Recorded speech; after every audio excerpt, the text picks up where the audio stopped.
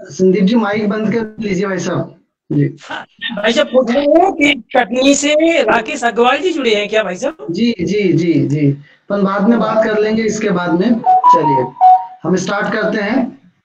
जी जी। Webinar की सतत श्रृंखला में आप सभी का स्वागत है। धीरे धीरे हमारी यात्रा आज 35वें सप्ताह में प्रवेश कर चुकी है। आज हम जिस विषय पर बात करने वाले हैं वो हर घर की समस्या है। हर घर में बच्चे हैं और हर घर में विद्यार्थी हैं।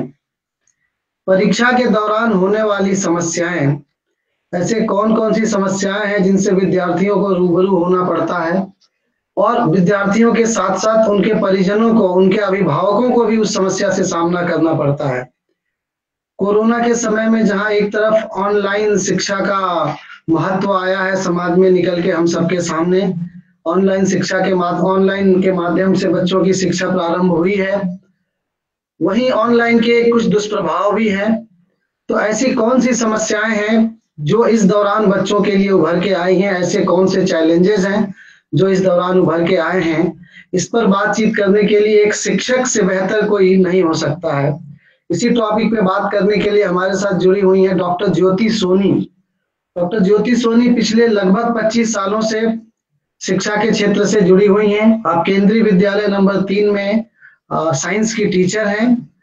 चाइल्ड राइट्स के ऊपर आपने रिसर्च पेपर सबमिट किया है और रिसेंटली आपको पीएचडी अवार्ड हुई है चाइल्ड राइट्स के ऊपर। तो मैं आपसे निवेदन करूंगा कि अपना माइक अनम्यूट करके आज जो हमारा विषय है issues and challenges of children during the exam, उस पर अपनी बात रखें। ऐसी कौन कौन सी चीजें हैं जो ऑनलाइन परीक्षा के दौरान, ऑनलाइन स्टडीज के दौरान बालकों को फेस करनी पड़ रही है। जी मैडम। नमस्कार सभी को, मैं ज्योति सोनी। सबसे पहले तो चौबे जी आपको बहुत बहुत धन्यवाद मुझे इतनी अच्छी अपॉर्चुनिटी देने के लिए और इस इतने बड़े प्लेटफॉर्म पे अपनी बात रखने की। जहां तक एक टीचर के पॉइंट ऑफ व्यू से मैं सोचती हूँ तो मैं जैसे पिछले कोविड-19 जब से ये कोरोना का इफेक्ट शुरू हुआ तब से ऑनलाइन टीचिंग हम सभी जगह देख रहे हैं, चाहे वो स्कूल लेवल पे हो चाहे कॉलेज लेवल पे हो। इसमें सबसे बड़ी समस्या ना केवल बच्चों ने फेस की बल्कि अभिभावकों में भी इस तरह की कई समस्याओं का सामना उन्होंने भी किया है। बच्चे भी पहली बार इस तरह के किसी प्लेटफॉर्म पे पढ़ने की उन्हें जानकारी मिली और उनको इस प्लेटफॉर्म पे आना पड़ा पढ़ने के लिए।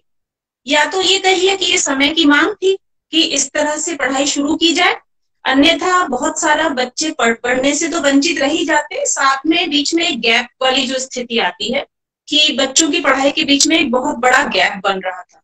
तो ये जो प्लेटफॉर्म है ये बहुत अच्छे विचार के साथ और एक बहुत अच्छी सोच के साथ सामने रखा गया कि भाई ई क्लासेस या ऑनलाइन क्लासेस की शुरुआत की। लेकिन ऑनलाइन क्लासेस की शुरुआत के साथ ही जहां इससे बच्चे लाभान्वित हुए वहीं पे बहुत सारी समस्याएं भी देखने को मिली। लाभ तो बहुत सीधा सा था जो सबको स्पष्ट रूप से दिखाई दे रहा था कि बच्चों की पढ़ाई शुरू हो गई और अगर बच्चे स्कूल भी नहीं गए तो एक उनमें जो सिस्टमैटिक पढ़ाई होती थी उसकी भावना बनी और वो बच्चे उसकी तरफ तुरंत मूव कर गए कि हाँ हमारी पढ़ाई शुरू हो गई, तो बच्चों ने खुशी खुशी उसको स्वीकार भी किया। लेकिन जैसे जैसे ये व्यवहार में आता गया, इससे जुड़ी हुई, जैसे कहते हैं हर चीज में अच्छाई है तो बुराई भी है, तो उससे जुड़ी हुई समस्याएं भी हमारे सामने आती गई। और समस्याएं तभी पता चलती हैं जब हम किसी चीज का इस्तेमाल करना प्रारंभ करते हैं। यही चीज रही ई क्लासेस के साथ या ऑनलाइन क्लासेस के साथ। ऑनलाइन क्लासेस में सबसे पहली समस्या का जो सामना पेरेंट्स ने किया, क्योंकि एक केंद्रीय विद्यालय में शिक्षक होने के नाते मैंने देखा है कि हर तबके का छात्र केंद्रीय विद्यालय में पढ़ता है। केवल कुछ ही स्कूल, शायद हम सभी जानते हैं कि जो बहुत बड़े स्कूल्स हैं या प्राइवेट स्कूल्स में हैं उन्हीं में एक विशेष तबका पढ़ता है। बाकी केंद्रीय विद्यालयों में हर कैटेगरी के बच्चे हैं, चाहे वो गरीब घरों के बच्चे हों, सैनिकों के बच्चे हैं, सिपाहियों के बच्चे हैं। और यहीं से समस्या की शुरुआत हुई कि सबसे पहले तो कई बच्चों के पास एक ही फोन है और माता पिता दोनों के पास मिला के एक फोन है, तो वो बच्चे को, वो अगर फोन लेके ऑफिस चले जाएंगे तो बच्चों के क्लासेस की समस्या आई। फिर जैसे जैसे पेरेंट ने अरेंज करके जैसे फोन दे भी दिया तो इसके बाद समस्या उत्पन्न हुई नेटवर्क की। अगर एक दिन में 2 क्लासेस भी हो रही हैं तो डेटा की समस्या बच्चों में उत्पन्न हो गई। डेटा नहीं मिल रहा है, उतनी फ्रीक्वेंसी नहीं मिल रही है, और कंपनीज के जो रेट हैं डेटा पैक्स वगैरह के वो इतने हाई हैं कि कई जो गरीब तबके के लोग हैं उसको हायर करने में भी कैपेबल नहीं होते। उन सारी समस्याओं का सामना करते हुए भी कई पेरेंट्स जैसे अपने बच्चों को वहां तक ला देते हैं कि ठीक है एक फोन भी ले दिया, एक थोड़ा सा कोई ऐसा पैक उपलब्ध करा दिया जो उनके लिए इजीली अवेलेबल हो या अफोर्डेबल। लेकिन इसके बाद समस्या आती है कि अगर बच्चा स्कूल जाता है तो फेस टू फेस इंटरेक्शन होता है, कई चीजें समझ में नहीं आई तो बच्चा तुरंत पूछ लेता है, टीचर सामने देख लेता है, और एक अनुभवी शिक्षक आराम से जान जाता है बच्चे के एक्सप्रेशन देख के कि इस बच्चे को मेरी ये बात बिल्कुल समझ में नहीं। तो हम अपने बिहेवियर में उसी समय चेंज कर लेते हैं कि हमारी बात इस तरह से बच्चा नहीं समझ रहा है तो इस तरह से समझेगा। बच्चे का माइंड अगर कहीं डाइवर्टेड है तो उसको हम अपनी तरफ आकर्षित करने की पूरी कोशिश करते हैं अपनी स्ट्रेटेजीज से, अपनी मेथोडोलॉजी से। लेकिन ऑनलाइन क्लास में तो ये संभव ही नहीं हो सका कि 60-70 बच्चों की एक क्लास में अगर टीचर बैठ रहा है, बच्चों को पढ़ा रहा है, तो इंडिविजुअल अटेंशन पे करना तो बहुत मुश्किल है। सबसे पहली चीज कैमरा ऑफ करके रखिए, माइक ऑफ करके रखिए, क्योंकि पीछे से जो साउंड प्रोड्यूस होगा उससे पढ़ाने में अवरोध उत्पन्न होगा, तो निश्चित है ये सब किया ही जाता है। तो वो जो फेस टू फेस इंटरेक्शन में जो समस्याओं का समाधान हो जाता था वो एक बच्चों के लिए सबसे बड़ा ड्रॉबैक हो गया कि बच्चे अपने टीचर से जब सामने बैठ के बात करते हैं तो उनकी मनःस्थिति कुछ और रहती है, और बैक कैमरा उनकी मनःस्थिति वो नहीं बन पाती। जो वो पूछना चाहते हैं वो कई बार सचाते हैं, या पूछने का जब तक उन्हें लगता है हम पूछेंगे तो तब तक समय खत्म हो जाता है। स्कूल के दौरान तो क्या है 6 घंटे तो हम लोग साथ में ही हैं, तो बच्चे दूसरे पीरियड में भी आके कई बार टीचर से अपनी समस्या का समाधान कर लेते हैं। अब दूसरी समस्या आई कि भाई हम बच्चों को पढ़ा रहे हैं और हम ये कह रहे हैं कि भाई आपको आज ये लेसन करना है, आज ये एक्टिविटी करना है, तो बच्चों ने उसका सुलभ साधन ढूंढा। उस समय कई बार जो क्लास वर्क होता था कि एक टॉपिक छोटे से को समझा के उसी समय कुछ कार्य करने को दिया, तो बच्चों की उस समय की समझ और परफॉर्मेंस निर्धारित करने में बड़ी हेल्प होती थी। लेकिन फिर हमने अभी काम दे दिया, बच्चे ने घर में उस काम को रख लिया, किया नहीं किया, और जब उसको लगा कि नहीं मुझे तो अब करके देना ही है, 11th आवर पे दूसरे दिन की क्लास है, तो उसने गूगल में सर्च करना शुरू। बच्चे ने अपनी सोचने समझने की शक्ति को स्वयं विराम दे दिया। पेरेंट्स ने भी सोच लिया, पूछ लिया, होमवर्क कर लिया बेटा? बच्चे ने कहा हाँ। कहाँ से किया, सोच के किया, समझ के किया, इसके बारे में जानने की कई पेरेंट्स ने ज्यादा कोशिश नहीं की।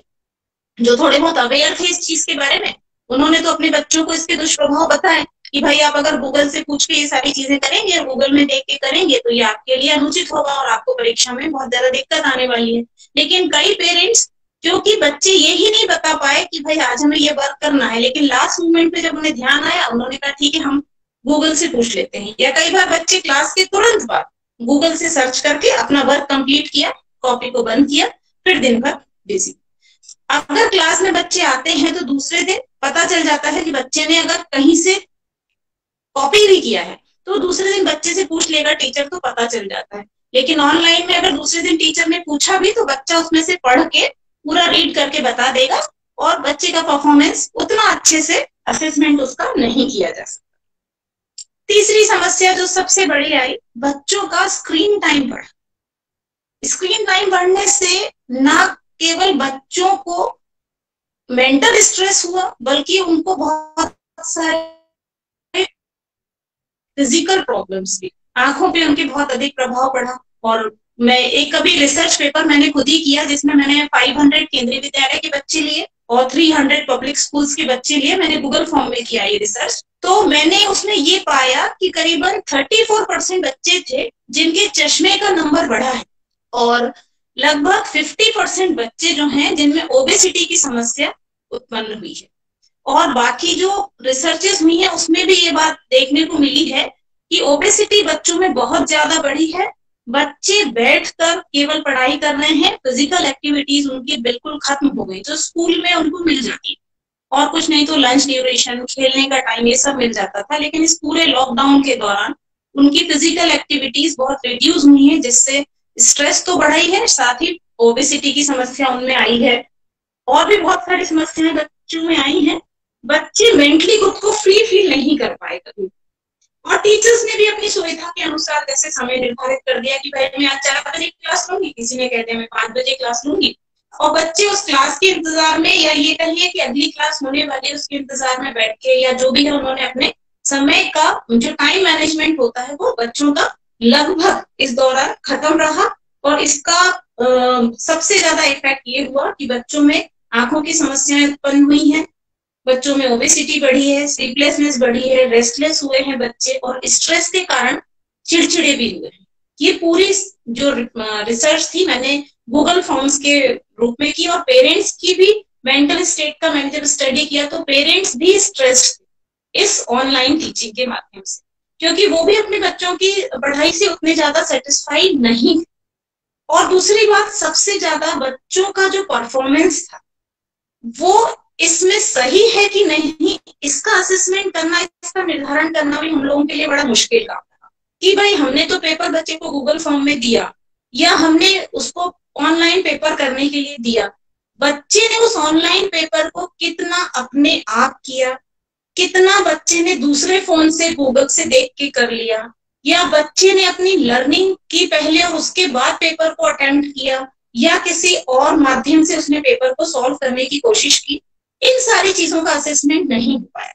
वो जो एक एग्जाम का माहौल क्लास में बनता है, स्कूल में बनता है कि भाई परीक्षा का समय है, ग्रेजुअली एक एनवायरमेंट क्रिएट किया जाता है स्कूल में बच्चों के लिए, उनका स्ट्रेस भी खत्म किया जाता है, उन्हें ये बताया जाता है कि पेपर में ये चीजें मुख्य हैं, ये चीजें इंपॉर्टेंट हैं, इसको पढ़ लेंगे।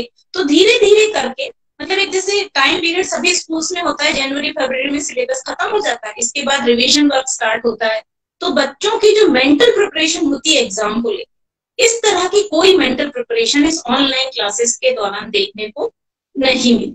और ये मेरा ही नहीं, केवल बाकी सभी टीचर्स का अनुभव है, बल्कि मैंने कल भी अपने विद्यालय में इस बारे में जब बात की तो 50% से ज्यादा टीचर्स का कहना था कि कहीं भी वो एग्जाम वाला जो एनवायरनमेंट क्रिएट हम कर पाते थे स्कूल लेवल पे, वो हम नहीं कर पा रहे। अब इसके बाद अगर हम टीचर्स की बात करें तो टीचर्स में सबसे ज्यादा प्रॉब्लम आई है, बच्चों को लेके तनाव हुआ है उनका, कि ऑनलाइन टीचिंग तो उनका सबसे पहली ड्यूटी थी, उसको तो वो परफॉर्म करते रहे, लेकिन इसके साथ साथ उनको बाकी सारी ड्यूटीज भी परफॉर्म की। बहुत सारे प्रोग्राम्स जो ऑनलाइन होने लगे, बहुत सारे कार्यक्रम थे जो पहले बच्चों को, जैसे कॉम्पिटिशन्स थे, उनमें बच्चे एंजॉय करके पार्टिसिपेट करते थे और उनका इससे स्ट्रेस भी रिड्यूस होता था। हमारे यहाँ है, या जैसे स्टेट स्कूल्स में भी है, बहुत सारे छोटे छोटे उत्सव, छोटे कार्यक्रम, विज्ञान दिवस है, बाल दिवस है, स्काउट गाइड, ये सारे बहुत सारे कार्यक्रम होते थे, जिससे थोड़े थोड़े समय के बाद जब ये कार्यक्रम हम आयोजित करते थे तो बच्चे का स्ट्रेस रिड्यूस करने में ये छोटे छोटे कार्यक्रम बहुत सहायक हुए। लेकिन जहां ये कार्यक्रम ऑनलाइन हुए कि बच्चों की रुचि भी इनमें कम होती चली, क्योंकि ऑनलाइन में वही है कि कई बच्चे उस चीज के लिए ट्रेंड हैं और कई बच्चे उस चीज के लिए ट्रेंड नहीं है। जो बच्चा अगर कर रहा है ट्रेंड, जैसे ड्राइंग कॉम्पिटिशन ही किया या कुछ भी, तो किसी बच्चे ने ड्राइंग बनाई, उसने गूगल में अपलोड कर पाया, कई बच्चे टाइमली नहीं कर पाया, तो उनकी जो टैलेंट था वो उतने अच्छे से उभर के सामने नहीं आ पाया जो वैसे आ पाता। और अगर एक 40 बच्चों की नॉर्मल क्लास होती है और उसमें ये कहा जाता है कि बेटा आज कॉम्पिटिशन है और सभी को आज अच्छी वाली ड्राइंग बनाना है और टॉपिक आपका ये है, तो हर बच्चा प्रयास करे। लेकिन घर में बैठ के जब ऑनलाइन इस बच्चे को ये कहा गया कि नहीं आपको ये काम करना है, तो बच्चा अंदर से कई बार जो motivation teacher face to face बच्चे को दे पाता है, वो मोटिवेशन उस बच्चे को प्रत्यक्ष रूप से नहीं मिल पाए, और बच्चे ने ये सोच लिया मेरी ड्राइंग तो बहुत अच्छी नहीं, छोड़ो मैं नहीं करता। लेकिन हो सकता है कि अगर उसको ऑफलाइन में जब बच्चा स्कूल आता था तो उसको मोटिवेट करें कि बेटा आप कर सकते हो, करो, जब आप करोगे तब आगे आओगे। तो इस तरीके से 50% बच्चे जो थे इन एक्टिविटीज से पूरी तरह से वंचित थे। तो यहाँ पे एक बार फिर हमने जो उनका ओवरऑल डेवलपमेंट, होलिस्टिक डेवलपमेंट जो बच्चे का होना चाहिए उस प्लेटफॉर्म पे, वो वहां पे खत्म हो गया। केवल 50% बच्चे जिनके पेरेंट्स में अवेयरनेस थी बहुत ज्यादा कि नहीं तुम करो, हम तुम्हारे साथ कर लेंगे, और टीचर्स ने भी उनको मोटिवेट करने, टीचर का मोटिवेशन भी सब पे, टीचर तो सबको इक्वली मोटिवेट कर रही है, लेकिन कितना इफेक्ट किस पे आ रहा है और अवेलेबिलिटी रिसोर्सेज की क्या है वहां पे, उस पर डिपेंड करता है कि उस मोटिवेशन का कितना रिजल्ट आया। तो यहाँ पर भी बच्चों की कई एक्टिविटीज सप्रेस हुई, उनका जो टैलेंट था वो सप्रेस हुआ। और साथ ही साथ बच्चों में कई चीजें ऐसी थी, बच्चों की अपनी समस्याएं थी, जो कई बार वो अपने फ्रेंड्स के साथ, अपने दोस्तों के साथ, सबके साथ मिलके वो शेयर जब करते थे कि भाई आज मेरे साथ ये हुआ, कल मेरे साथ ये हुआ, मेरी मम्मी ने, कई बार छोटी छोटी समस्याएं जो दोस्ती में बच्चे बैठ के करते हैं ना, तो उससे भी सोल्यूशन मिल जाता है। एक्सचेंज ऑफ थॉट्स होता है। कई बार ये जो बच्चों की कॉपी करने वाली जो टेंडेंसी है कि बच्चा कॉपी करता है, कहीं गूगल में से देख रहा है, कहीं कहीं से देख रहा है, कई बार शेयरिंग से होता है कि मैंने ये काम नहीं किया तो अपने फ्रेंड से वो बच्चा पूछ लेता था कि नहीं मुझे ये काम अब करने का मन है, तो तुम अपनी कॉपी में दिखाओ तुमने किया। तो वो जो शेयरिंग होती थी उससे भी बच्चे का डेवलपमेंट होता था, लेकिन वो वाली चीज भी यहाँ पे खत्म हो गई। और जब बच्चे को कोई चीज नहीं आई, या पेरेंट्स इलिटरेट है, या घर में कोई उनको पढ़ाने वाला नहीं है स्पेशली, तो वहां पे उन्होंने एक ही चीज देखी कि चलिए गूगल से सर्च करके लिख दो, क्योंकि मैडम को वर्क तो कल दिखाना है। तो वहां पे उन्होंने अपनी सोचने समझने की क्षमता, जो एक्सचेंज ऑफ थॉट्स थे, तो ये स्किल भी उनका धीरे धीरे करके खत्म हो गया। और सबसे बड़ी समस्या अब आ रही है हमारे पास देखने के लिए कि अब जब सीबीएसई ने कहा कि बोर्ड का एग्जाम ऑफलाइन हो, इस समय 10th और 12th के बच्चे सबसे ज्यादा स्ट्रेस्ड हैं। सबसे ज्यादा स्ट्रेस इसलिए है उनको क्योंकि ऑफलाइन क्लासेस जो इतने दिनों तक चली तो उनका सिलेबस देर से पूरा हुआ। अब एग्जाम जब होंगे तो उसका टाइम भी बढ़ गया है, मई में हो गया है। इस समय उनकी स्थिति स्ट्रेस, और ना केवल उनकी बल्कि उनके पेरेंट्स की भी बहुत ज्यादा। उनको ये लग रहा है कि ऑनलाइन क्लासेस में बच्चों की ग्रास्पिंग तो उतनी अच्छी है नहीं, लेकिन पेपर का लेवल शायद वही रहेगा जो एज यूजुअल सीबीएसई के पेपर का लेवल रहता है। तो इस समय उनका स्ट्रेस, उनकी रेस्टलेसनेस बहुत ज्यादा बढ़ी हुई है। साथ ही देखिए एनवायरमेंटल फैक्टर्स जो हैं वो तो इफेक्ट डालते ही हैं। अब धीरे धीरे करके गर्मी पड़ रही है, और गर्मी जैसे जैसे बढ़ेगी तो बच्चों की पढ़ने की क्षमता पे उसका थोड़ा सा तो असर आता ही है। तो वो भी एक बड़ा तनाव का कारण है बच्चों और पेरेंट्स के बीच में कि हम किस तरीके से इसको कोप अप करेंगे कि इतनी गर्मी रहेगी, बच्चा तब एग्जाम देने के लिए जाएगा, और इस ड्यूरेशन में जब अप्रैल में स्कूल लगेगा पूरा, तब भी बच्चे को स्कूल में आना होगा प्रिपरेशन के लिए। तो यहाँ पे बच्चों का स्ट्रेस लेवल बहुत ज्यादा बढ़ा है। और अगर अपन साधारण जो लोकल एग्जाम की बात करें तो एक मतलब जनरल एक ऑब्जर्वेशन देखने में आया है कि जब बच्चों को इस तरीके के टेस्ट दिए गए या उनकी परफॉर्मेंस चेक करने के लिए जो एग्जाम दिए गए, उसमें बच्चों का परफॉर्मेंस लेवल तो बहुत ज्यादा बढ़ा है। ये तो माना जा सकता है कि 6 से 8 तक का बच्चा या 11th क्लास का बच्चा जो है उसका परफॉर्मेंस लेवल बहुत बढ़ा है, लेकिन उस परफॉर्मेंस लेवल के बेस पे बात करें तो 36% परफॉर्मेंस बढ़ा है, लेकिन वो परफॉर्मेंस उन बच्चों का है या उस टेक्नोलॉजी का है जिसकी वो सहायता ले रहे हैं, इसका असेसमेंट टीचर नहीं कर सकते। क्योंकि हमने पेपर दिया, आपने बच्चों के कैमरास भी खुलवा लिए, सब कुछ कर दिया, लेकिन एक साथ 40 बच्चों को ऑब्जर्व करना तो किसी भी टीचर के लिए संभव नहीं है। एक बच्चे को आप बोल सकते हैं कि कैमरा खोल के दिखाओ, आप पेपर कर रहे हो, 2 को बोल सकते हैं, लेकिन उस 3 घंटे के दौरान पूरे 40 बच्चों को एक साथ ऑब्जर्व करने के लिए कि कैलिबर हर टीचर में नहीं। और अगर हम करते भी हैं तो भी कहीं ना कहीं बच्चे सपोर्टिंग मटेरियल से अगर उस पेपर को अटेम्प्ट कर रहे हैं तो उनका जो सही परफॉर्मेंस है उसको निकाल पाना हमारे लिए बहुत दिक्कत का काम है। और यही कारण है कि अब जब ऑफलाइन एग्जाम की बात हो रही है या रीशेड्यूल हो रही है स्कूल की ओपनिंग, तो इस समय बच्चों में और पेरेंट्स सभी में बहुत ज्यादा स्ट्रेस है। हम लोगों ने ये भी देखा है कि बच्चों की जो फिजियोलॉजिकल प्रोसेसेस हैं वो बहुत ज्यादा डिस्टर्ब हुई है इससे, ना केवल बच्चों की, टीचर्स की भी। इस दौरान मैंने अभी गूगल फॉर्म में टीचर्स के हेल्थ से रिलेटेड इश्यूज पे भी एक सर्वे टाइप स्टडी की थी, जिसमें मैंने केवल केंद्रीय विद्यालय जो भोपाल में 4-5 हैं, इसी केंद्रीय विद्यालय के 200 टीचर्स को शामिल किया, और इसमें सभी टीचर्स ने अपने हेल्थ इश्यूज के बारे में बिल्कुल फ्रैंकली बताया। और इन हेल्थ इश्यूज में सबसे बड़ा हेल्थ इशू था पेरेंट्स टीचर्स के लिए उनकी हेल्थ की प्रॉब्लम्स में सबसे ज्यादा उनकी मेटाबॉलिक एक्टिविटीज का डिस्टर्ब होना और मेंटल स्ट्रेस। क्योंकि हर जगह ये कहा जाता है कि आपकी क्लास का बच्चा 100% पार्टिसिपेट करे, यहाँ 100% पार्टिसिपेशन होना चाहिए, और वो इंश्योर कर पाना हर टीचर के लिए बड़ा डिफिकल्ट टास्क होता है। हम स्कूल भी जा रहे हैं, जो टीचर स्कूल भी जा रहा है और घर से भी ऑनलाइन क्लास ले रहे हैं, तो वहां पे टीचर जो होता है डबल माइंडेड हो जाता है, और बच्चे जिनको ऑफलाइन स्कूल आना है वो भी स्कूल नहीं आ रहे हैं, क्योंकि एक अभी भी पेरेंट्स में एक डर है कि अगर ये नए स्ट्रेन के साथ ये बीमारी फिर से आती है तो हमारे बच्चे से अफेक्टेड रहेंगे। तो जहां हम 100% अटेंडेंस चाह रहे हैं, वहां हमें 50 से 60% की अटेंडेंस भी नहीं मिल रही।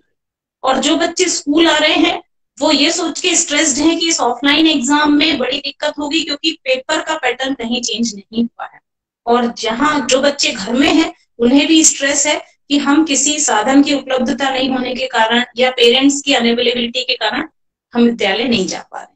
तो इतनी बहुत सारी समस्याओं के साथ इनको फेस करते हुए फिर नए तरीके से स्कूल्स को रीओपन करना है, और इसके साथ साथ बच्चों में जो एक साल पहले की जो उनकी क्षमताएं थी उनको केवल हमें जगाना पड़े। ऐसा नहीं है कि वो क्षमताएं कहीं खत्म हो गई हैं बच्चों में या टीचर में वो कैलिबर नहीं रहा, लेकिन ये एक साल का पीरियड जो है वो बहुत लंबा है कोविड वाला, और इस पूरे एक साल के पीरियड में जितने चेंजेस बच्चों में डेवलप हो गए हैं उनको फिर उसी ट्रैक पे लाने के लिए हमें बहुत सारी मेहनत करनी पड़ेगी, बहुत सारी स्ट्रेटेजीज की जरूरत पड़ेगी जो स्कूल लेवल पे भी ऑर्गेनाइज करनी पड़ेंगी, हमें अपने लेवल पे भी करनी पड़ेंगी। और सबसे बड़ी बात यह है कि बच्चों को इस ऑनलाइन वाला जो ट्रेडिशन जो हमने अभी एक साल से अपनाया था उससे बाहर निकाल के ऑफलाइन में फिर से लाना पड़ेगा, जिसको लाने के लिए मुझे लगता है कि हर शिक्षक को बहुत सारा समय लगेगा और पेरेंट्स को भी उस ट्रैक से बच्चों को बाहर निकालने के लिए बहुत समय लगेगा, क्योंकि बच्चों ने कई चीजें जो हैं जो स्कूल के दौरान जो वो करते थे वो सारी की सारी चीजें छोड़ी हैं। और उन्होंने कहीं ना कहीं मैंने ये देखा है कि अभी जो बच्चे स्कूल आना शुरू हुए हैं जैसे, तो उन्होंने अपने आप से सोचने और समझने की जो क्षमता थी कई बच्चों की, क्योंकि हम उनको पहले भी पढ़ाते थे, तो उन्होंने भी अपनी क्षमताओं को खुद ब खुद दबाया है। वो खुद बहुत इजी गोइंग हो गया उनके लिए कि घर में बैठना है, फोन से सारी चीजें देखनी है और कर लेनी है, और इसका इफेक्ट उनकी हेल्थ पे नहीं है, उनके मेंटल हेल्थ पे भी है, फिजिकल हेल्थ पे भी है, प्लस उनके स्कूल रिजल्ट पर भी आना ही है, ये तो निश्चित बात है। तो वो एक बहुत बड़ी समस्या होगी स्कूल की रीशफलिंग के समय या रीओपनिंग के समय, कि हमें बच्चों को उस चीज से बाहर निकालना होगा। सबसे पहले उनकी समस्याओं को सुनना होगा, उन्होंने इस एक साल में कितनी चीजों में कमी महसूस की, पहले उस चीज को हमें सुनना होगा। जब हम उनकी समस्याओं को सुनेंगे, उनसे बातचीत करेंगे उस बारे में, तब हम उस लेवल तक पहुंच पाएंगे कि हम बच्चों को ये कह सकें कि हाँ आप ऑफलाइन स्कूल में आइए, और उनका स्ट्रेस तभी खत्म होगा जब उनके मन से ये डर निकाल दिया जाएगा कि इस ऑनलाइन टीचिंग के दौरान उनके परफॉर्मेंस में जो रिडक्शन आया है या उनका परफॉर्मेंस अगर ईमानदारी वाला परफॉर्मेंस नहीं रहा है। और क्योंकि कई बच्चों को इस बात का भी डर है, ये भी बच्चा स्कूल आया और उसने एक टेस्ट लिया, उसका 11th क्लास के मान लीजिए एक बच्चे का मैंने टेस्ट लिया या 10th के बच्चे का, और मैंने उसको कहा कि पिछले टेस्ट में तो तुम्हारे 90 मार्क्स थे और आज टेस्ट लेते ही तुम्हारे 30 मार्क्स आ गए। तो बच्चे को वो वाली जो बात है उस डिप्रेशन से भी बाहर निकालना होगा, उसको ये भी बताना होगा कि कोई बात नहीं, ये वाला परफॉर्मेंस तुम्हारा वो वाला बॉदर नहीं करना है उसके बारे में कि क्या स्थिति बनी, एट प्रेजेंट आपका ये परफॉर्मेंस है, अब इसी में आपको आगे बढ़ना है। तो हमें इसमें बहुत ज्यादा मेहनत करनी होगी, पेरेंट्स के सपोर्ट की बहुत ज्यादा जरूरत होगी, क्योंकि पेरेंट्स भी यही कि अरे मेरा बच्चा तो ऑनलाइन जब चल रहा था तब तो इतना अच्छा कर रहा था, अब ऑफलाइन में नहीं कर रहा तो मैं क्या करूं। तो पेरेंट्स को भी हमारे साथ कोऑपरेट करना होगा, बच्चे के साथ कोऑपरेट करना होगा। सबसे ज्यादा बच्चे को कोऑपरेटिव मतलब इतना अच्छा एनवायरनमेंट दें घर में कि बच्चा ये सोचे कि नहीं मैं इस स्थिति में भी अच्छा परफॉर्मेंस दे सकता हूँ। और अगर किसी वजह से उसने मानते हैं कि बच्चा सर्च करता है, सब कुछ करता है, लेकिन हम उसको उस चीज से बाहर निकाल के उसके जो इनर पोटेंशियल है उसको उभारने की हमें कोशिश करनी पड़ेगी। हमें ये बताना पड़ेगा उसको कि इस स्थिति में भी आप बहुत बेहतर कर सकते हैं।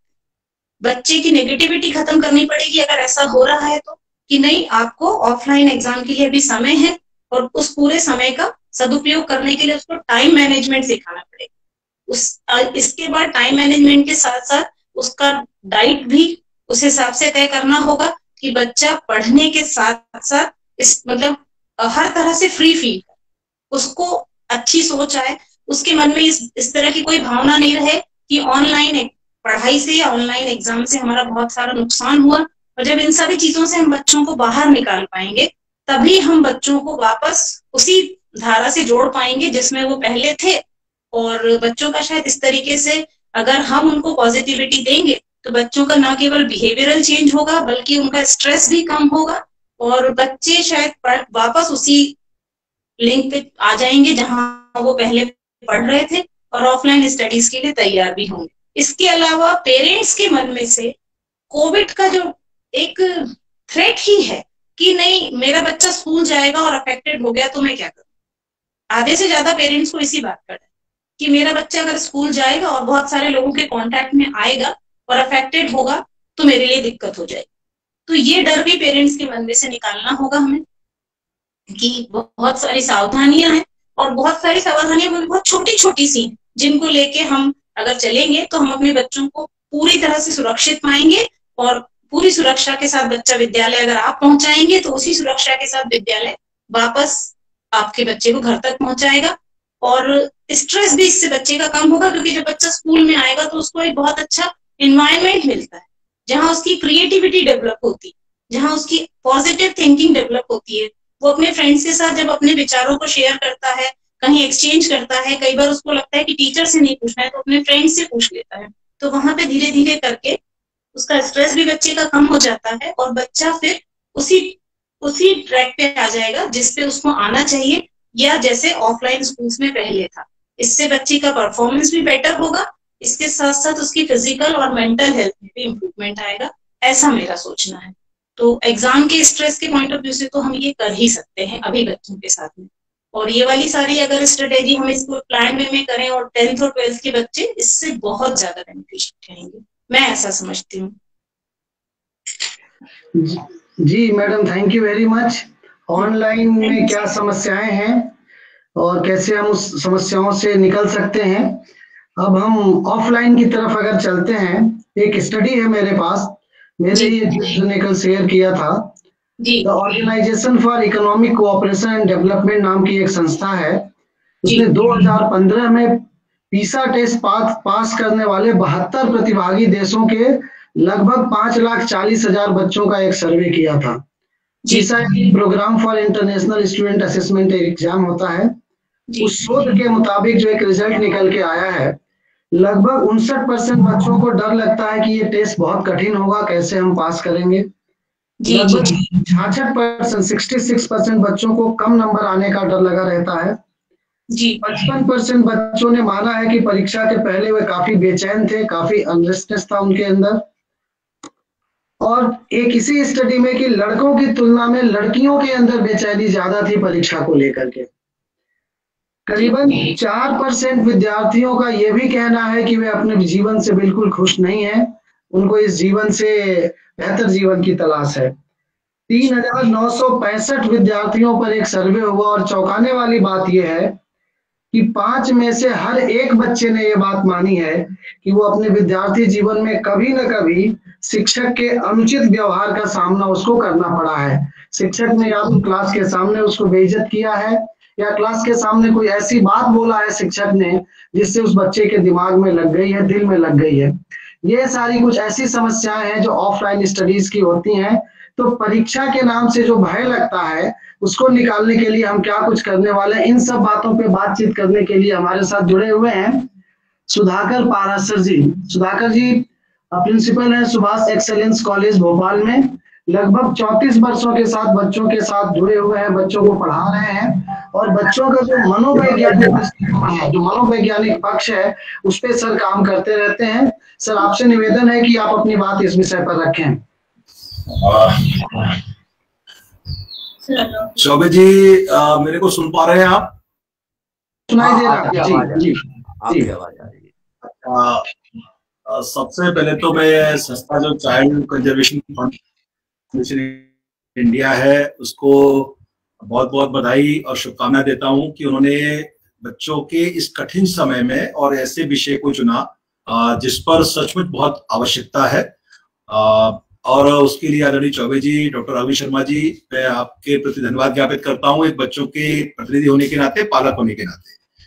और दूसरा, डॉक्टर ज्योति सोनी मैडम ने विस्तार से इस पूरे जो समय निकला पिछले 1 वर्ष का, उसके हर पहलू को छुआ, और उसमें मुझे बड़ी खुशी हुई कि जिस प्रकार से उन्होंने एक एक मुद्दे पर अपनी बात रखी, वो लग रहा था कि वो एक जिस प्रकार से रिसर्च करते हैं वैसे बहुत सारगर्भित शब्दों में हमारे सभी जो दर्शक और श्रोता है उनके सामने बात रखी, और उन चैलेंजेस से कैसे निपटे उन्हें विस्तार से बताया।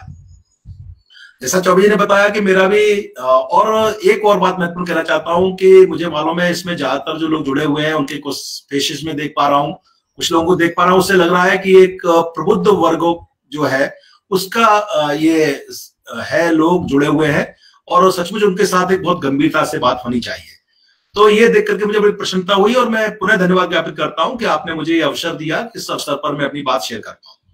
जैसा चौबे जी ने बताया कि मैं लगभग पिछले 33 वर्षों से इस एजुकेशन जुड़ा हुआ हूं और अभी लकीली यहाँ भोपाल का जो सुभाष एक्सीलेंस स्कूल है उसमें प्रिंसिपल हूं।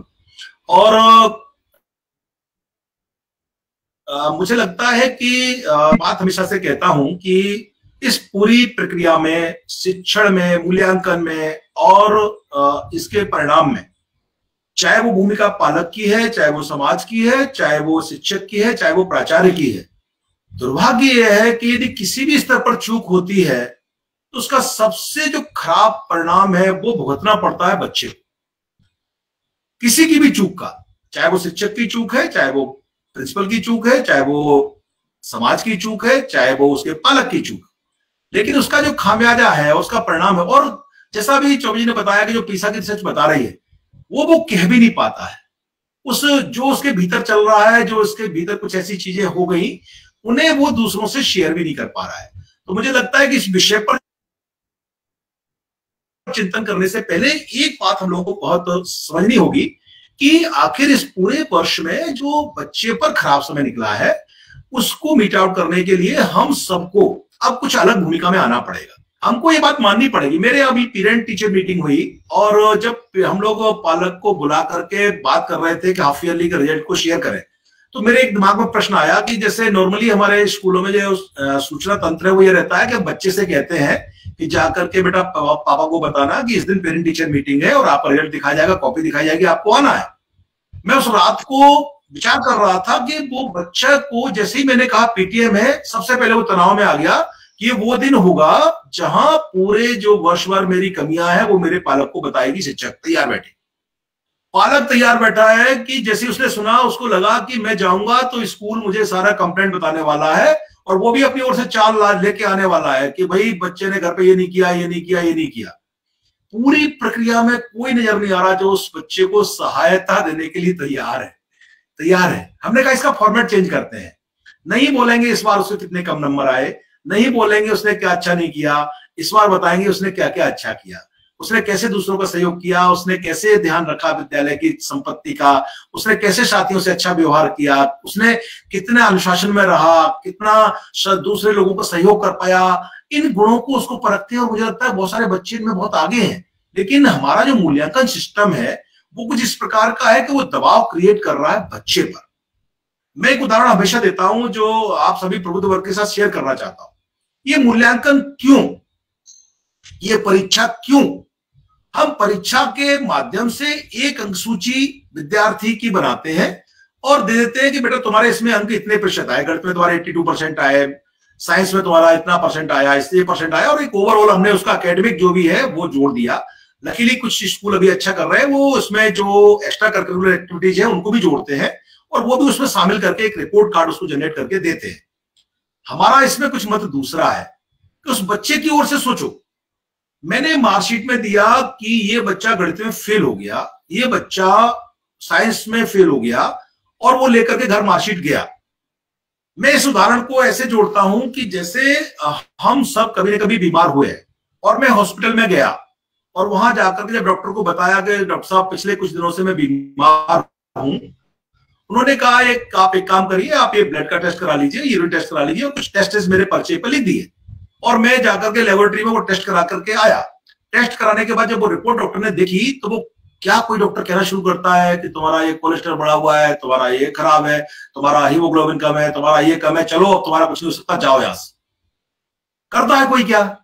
कोई डॉक्टर नहीं करता। वो इस रिपोर्ट को खुद देखता है, गंभीरता से सोचता है कि इसमें कहां कमी है और उसकी पूर्ति कैसे हो सकती है, वो हमको फिर उसका ट्रीटमेंट लिखता है। इस पे ये होना चाहिए। मुझे एज ए शिक्षक जो मैंने काम किया और आज प्रिंसिपल के रूप में, मुझे लगता है कि सिर्फ मूल्यांकन का उद्देश्य यही होना चाहिए कि हमको मूल्यांकन सिर्फ इस बात के लिए वो एक टेस्ट रिपोर्ट है जो ये बता रही है कि बच्चे का किस में क्या कमी है, कहां कमी रह गई, और उससे आपको उसके आधार पर उसकी आगामी जो कार्य योजना है, उसकी जो आगे आपको पढ़ाई करानी है, आगे उसका जो निर्माण है, उसमें कैसे मदद मिले। तो उसके लिए फिर उस मार्कशीट के आधार पर बैठ के पालक को और शिक्षक को और प्राचार्य को सोचने की जरूरत कि हम इस बच्चे को कैसे मदद कर सकते हैं। दुर्भाग्य से ये नहीं हो पा रहा। दुर्भाग्य से हो क्या रहा है कि जो मूल्यांकन है वो सीधे सीधे केवल एक उस जो छात्र या छात्रा है उस बच्चे का परफॉर्मेंस केवल दर्शाने का माध्यम बन गया है।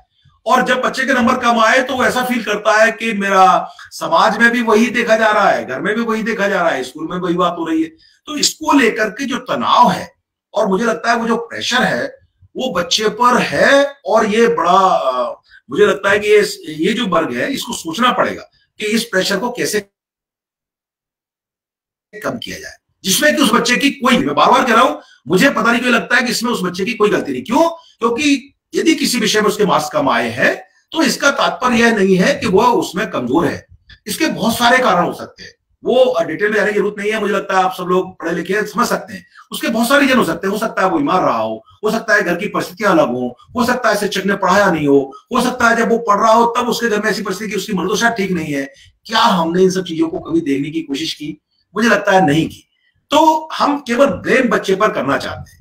आज मेरा इस वेबिनार के माध्यम से ये जो वर्ग जुड़ा हुआ है उससे अनुरोध है कि हमको कभी पालक से हटके ऐसे सोचना होगा कि जो ये रिजल्ट है बच्चे का या जो परीक्षा देने जा रहा है ये उसका एक ऐसा पीरियड है जैसे कि मान लीजिए कोई बहुत अच्छा क्रिकेटर है और मैदान में खेलने जा रहा है और हमें सिर्फ उसका मनोबल बढ़ाना है, हमें उसके सहायक की भूमिका अदा करना है, हमें उसका उत्साह वर्धन करना है, हमें जो भी उसका तनाव है वो नॉर्मलाइज करना है कि कितनी जल्दी वो अपनी नॉर्मल पोजीशन में आ पाए। एक क्लास में या घर पर बहुत अच्छे से सवाल कर लेता है, मैंने देखा है कई बार परीक्षा के तनाव के कारण परीक्षा कक्ष में वो सवाल गलत करता है। ये सिर्फ एक एग्जाम का फोबिया जो है उसके कारण होता है। इसका अर्थ यह नहीं होता कि उसको नहीं आता, इसका अर्थ सिर्फ ये होता है कि वो ओवर तनाव में है। क्या कोई पालक या कोई शिक्षक या कोई साथी ऐसे बालक की हिम्मत बढ़ाता है कि बेटा कोई बात नहीं, तुम अपना बेस्ट करके आना और फिर तुम्हारा जो भी रिजल्ट है ना मुझे स्वीकार है, मैं फिर तुमको अच्छे से पढ़ाऊंगा, फिर कोशिश करूंगा क्या तुम नहीं सीख पाए उसको दोबारा सिखाऊंगा, फिर कोशिश करूंगा कि तुम्हारे साथ मिलकर के हम नई रणनीति बना करके तुम तैयारी कराएंगे। इतना बार आपने बच्चे पे बोल दिया, एक बार पेपर जाने से पहले आपने हाथ फेर के उसको यह विश्वास दिला दिया कि यदि तुम्हारे मार्क्स कम भी आए बेटा तो तुम मेरे बेटे हो और मैं तुम्हारे साथ हूं। इससे उसका कॉन्फिडेंस मुझे लगता है बहुत सारा बढ़ जाए और वो जो तनाव है उसका वो रिड्यूस होगा।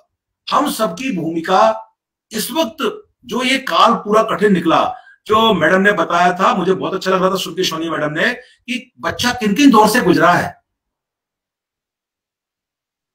वो पूरे साल न खेल पाया है, न उससे दोस्ती कर पाया है, न शेयरिंग कर पाया है, उल्टे बल्कि मोबाइल पर दिन भर लगा रहा है।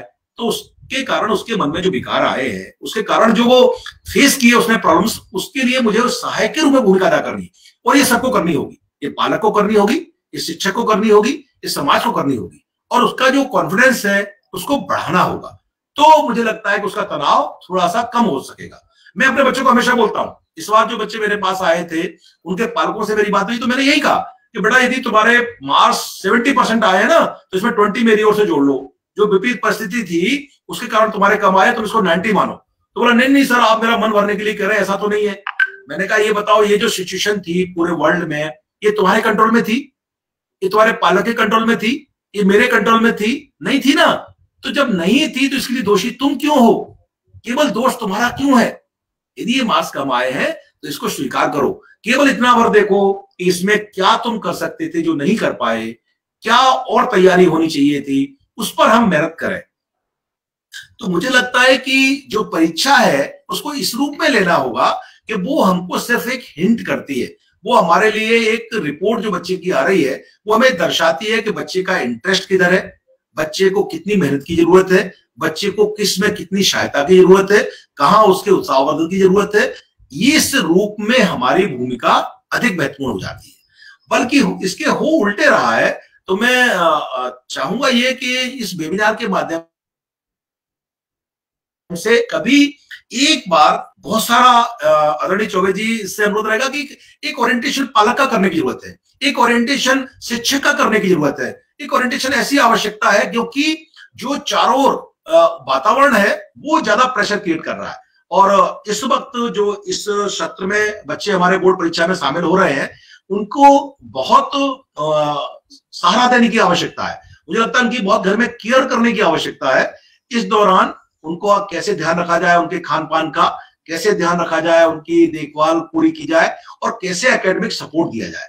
बहुत अच्छी बात यह है कि भारत में ईश्वर की कृपा से अभी थोड़ा सा ये कोरोना का ट्रेंड डाउन हुआ है और हमारे यहाँ मध्य प्रदेश में शासन ने अनुमति भी दी है कि 10वीं और 12वीं की कक्षाएं लग रही हैं और बच्चे अब स्कूल आ रहे हैं।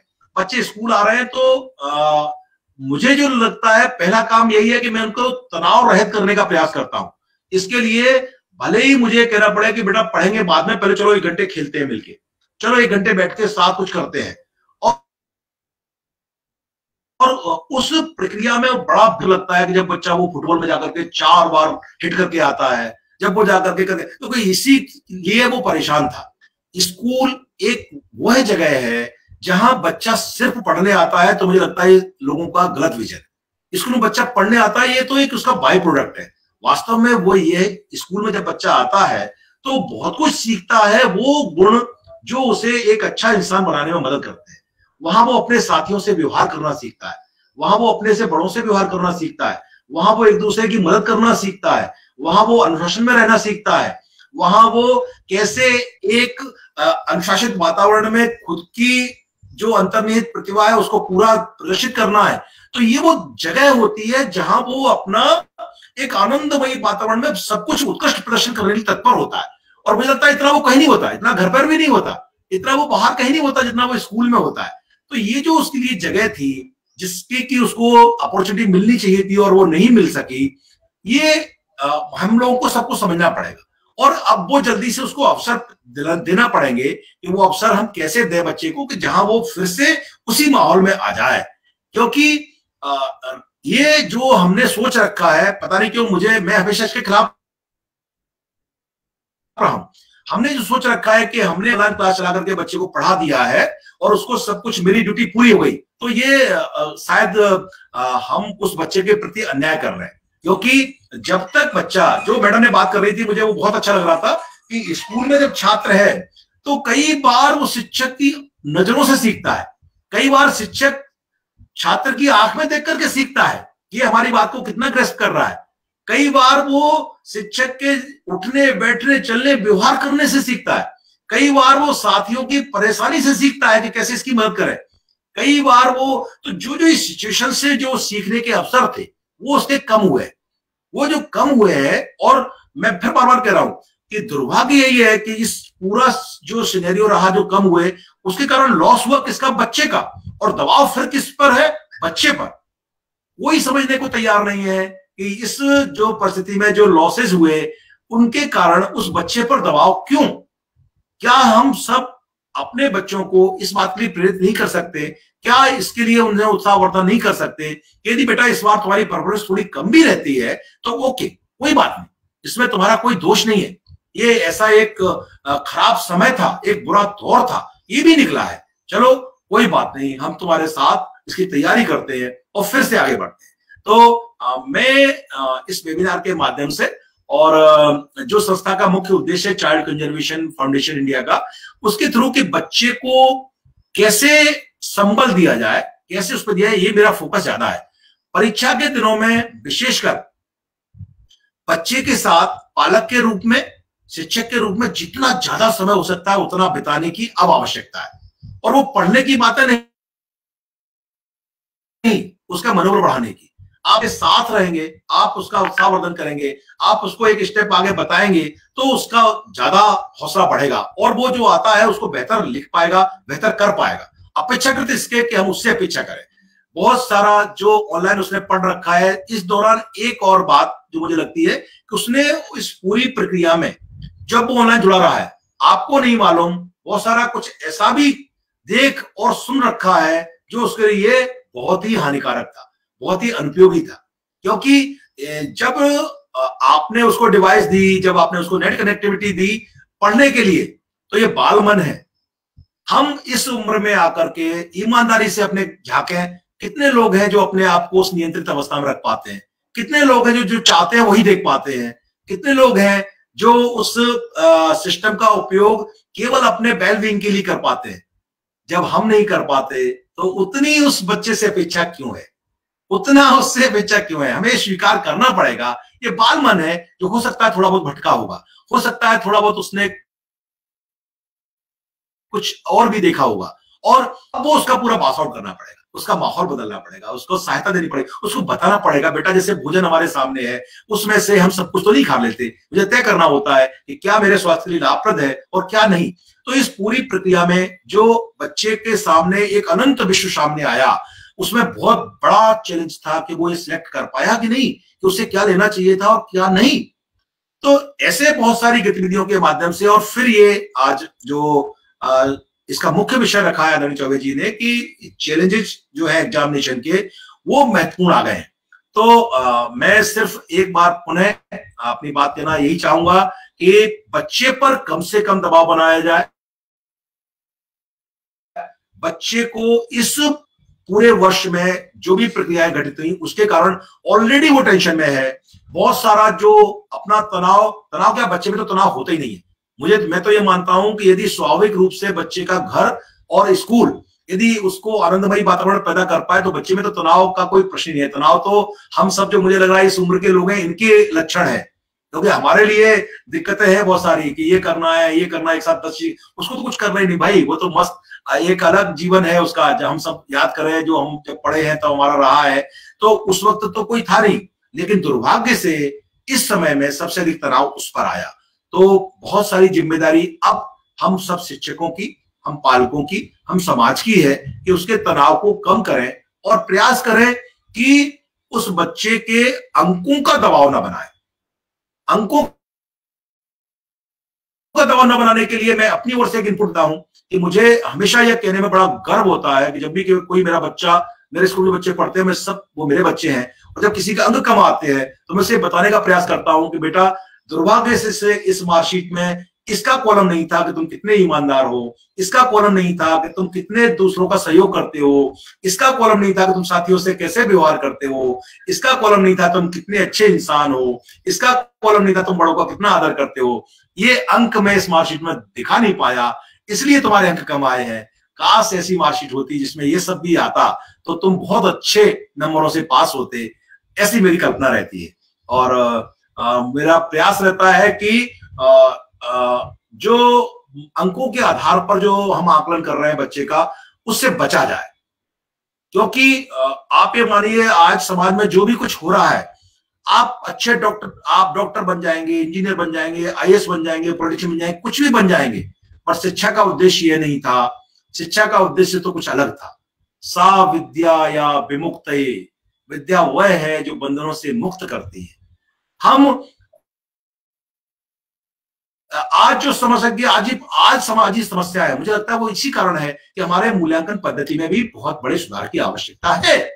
इन गुणों को आंकने की आवश्यकता है और उनको वेटेज देने की आवश्यकता है। एक दूसरी तरफ जो मुश्किल है वो जो चौबे जी ने बताया, मैं उस पक्ष पर आना चाहता हूं कि आज जो पूरा वर्ल्ड है वो जिस पर काम कर रहा है, चौबे जी जो पीसा की बात कर रहे थे, मैं बताना चाहूंगा कि अभी तक भारत पीसा में सम्मिलित नहीं था और हम अभी तक वो टेस्ट अपने आप बच्चों को कंडक्ट नहीं करा पाए, क्योंकि हमें मालूम है कि उसमें जो क्वेश्चंस है, उनके जो मापने का तरीका है वो बहुत अलग है। वो नॉलेज बेस्ड क्वेश्चन कम से कम नापते हैं। उनका जोर होता है कि जो टॉपिक आपने पढ़ा है उसको क्या अन्य परिस्थिति में आप उसका उपयोग कर सकते हैं, आपका एनालिसिस पावर कितना है, आपका एप्लीकेशन बेस्ड क्वेश्चन हल करने का मादा क्या है, आप कैसे जिस विषय वस्तु को पढ़ा है उसे अन्य परिस्थिति में उपयोग कर सकते हैं। इस प्रकार के प्रश्नों का वहां समावेश रहता है। और दुर्भाग्य से अभी हम जूझ रहे हैं कि कैसे हम इन प्रश्नों को ऐसे अपने बच्चों को तैयार कर पाए कि वो इन प्रश्नों को सही उत्तर दे पाए। और इसका उम्मीद जो मुझे लगती है वो न्यू एजुकेशन पॉलिसी जो हमारी आई है वो उसका फोकस यही है, वो बच्चे को अब अंकों पर नहीं सीखने पर जोर दे रही है।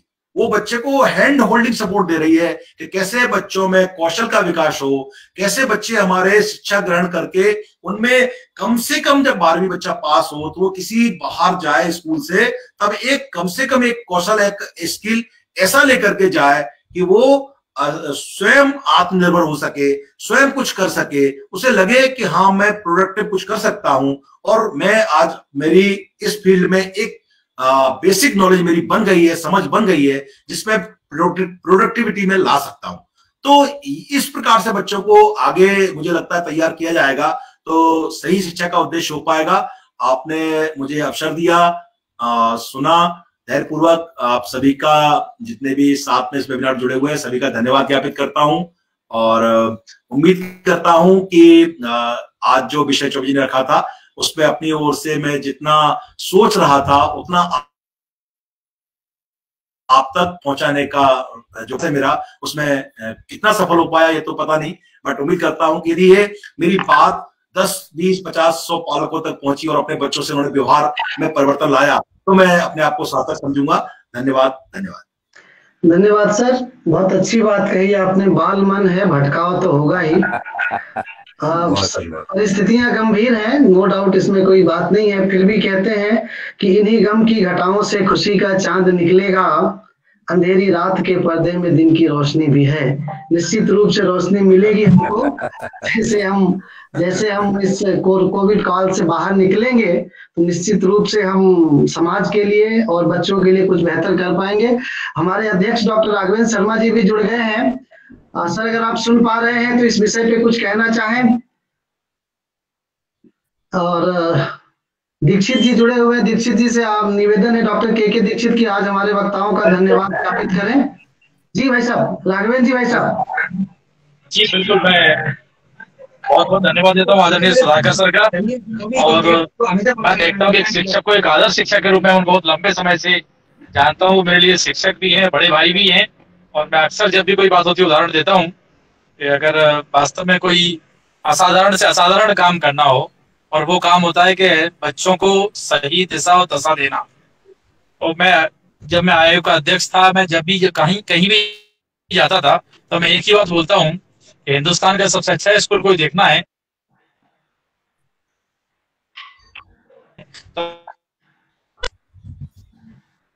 तो हमारे भोपाल का सुभाष स्कूल देख लीजिए। और वो मैं देखता हूँ कि वो सच्चे एक आदर्श जो पुराने समय में कहा जाता था कि लोगों की आंखों में किसको देख करके वो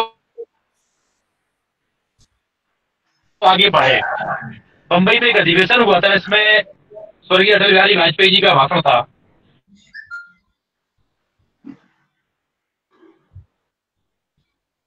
भाई साहब ट्रेवलिंग कर रहे हैं इसलिए उनकी आवाज ब्रेक हो रही है। उनसे संपर्क हो उसके पहले करोड़ रुपए जिस पर देख करके आ गया। तो लगता था कि आखिर इतनी बड़े व्यक्ति के बारे में कोई ऐसे बोल दे तो वास्तव में अगर कोई रोल मॉडल हो सकता है इस देश में था और रहेगा तो वो एक शिक्षक रहेगा। इसलिए चाणक्य ने कहा है कि शिक्षक कभी साधारण नहीं होता। शिक्षक है, उसकी गोदी में विध्वंस और सृजन दोनों एक साथ में खेलते हैं। और ऐसे ही उसके सच्चे प्रतीक के रूप में आदरणीय सुधाकर पारासर जी, मैं उनको सादर प्रणाम करता हूं। और मैं आदरणीय कृपाशंकर जी, आपको और आपकी टीम को भी बहुत साधुवाद देता हूं कि एक इतनी लंबी श्रृंखला को आप चला रहे हैं। और मुझे लगता है एक बहुत जल्द ऐसा समय आने वाला है जब ये श्रृंखला अपने अपने इतिहास में लिखी जाने वाली है। बीच में जब बात हो रही थी कि इसको गिनीज बुक में दर्ज किया जाए तो मैं आशा ही नहीं पूर्ण विश्वास से ये श्रृंखला धीमे धीमे गिनीज बुक में दर्ज होने की तरफ जा रही है। आप सब लोग उसके साक्षी हैं। और अभी मैंने कि जो हमारी 40 के लगभग अभी जो वेबिनार हो चुके हैं, एक वेबिनार, इस वेबिनार में जितने लोग स्पीकर के रूप में आए उनका भी करना चाहिए। तो बहुत अच्छा है, 50वीं या 52 जब पूरे होंगे तो एक ऐसा कोई वेबिनार करें जिसमें 52 सप्ताह में जो हमारे स्पीकर रहे उन सबका भी इसमें आना हो जाए। और मैं अक्सर पूरे देश भर में मेरे जो बच्चों के लिए काम करता हूँ उससे बातचीत होती रहती है, तो सब लोग इसको बहुत सराह रहे हैं। एक पहली ऐसी श्रृंखला है कि जिसने बाल कानून हो चाहे जीवन के बच्चों से संबंधित जितने भी आयाम हो, सभी आयाम को छुआ है। और मुझे लगता है यह एक ऐसा प्रयास, इस प्रयास में आप सबका बहुत बहुत धन्यवाद, साधुवाद। राकेश जी इसको मीडिया के माध्यम से खूब प्रचारित करते हैं, इसलिए मैं राकेश जी को भी धन्यवाद देता हूँ। और साथ में एक आग्रह करता हूँ कि सभी लोग जो जितने जिलों से, जितने प्रदेशों से जुड़े हैं, वो सब एक प्रयास करें कि इसका न्यूज अपने अपने जिले में लग जाया करे। और इसके लिए राकेश जी या खेमरिया जी हमारे उसका बना देते हैं, हम सभी अपने अपने जिलों में वैसे हमारी एक और वक्ता डॉक्टर ज्योति सोनी भी थी, उनका भी आभार प्रदर्शन कर दीजिए। अच्छा, मैं क्षमा चाहूंगा, मैं किसी कार्यक्रम में था इसलिए मैं ज्योति जी को सुन नहीं सका, इसलिए मैं ज्योति जी को बहुत बहुत धन्यवाद देता हूँ और क्षमा प्रार्थी के साथ में सादर प्रणाम करता हूँ। आप सबका बहुत बहुत धन्यवाद। नहीं सर, आप व्यस्त रहते हैं, मुझे पता है। Thank you sir, thank you.